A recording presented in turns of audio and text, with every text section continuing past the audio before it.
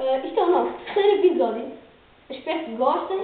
Nós vamos fazer outra vez 3 dicas que não devem fazer uma dúvida de nervos. Vejam.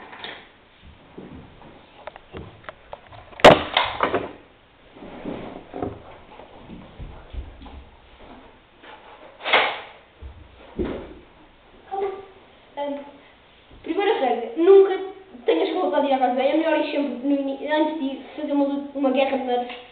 Nunca, não, então aguenta, porque não vais no meio de uma guerra.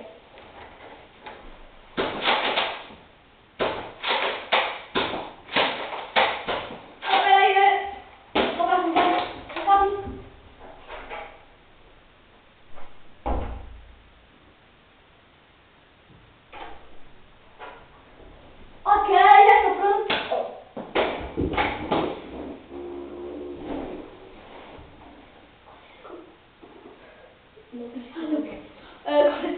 Agora vamos mostrar a segunda regra que não deve fazer uma guerra de nervos. Não tires a camisola de uma guerra de nervos.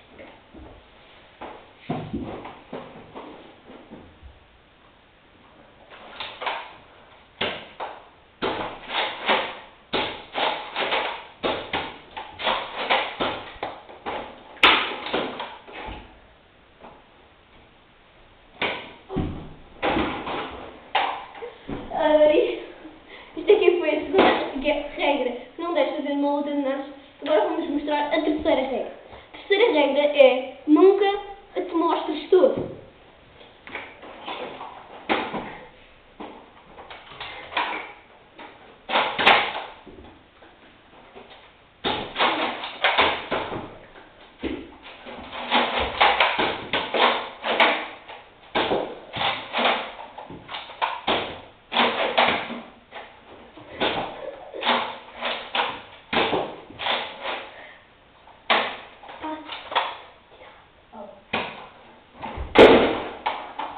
Aqui foi a terceira regra que não devem fazer numa luta de nervos.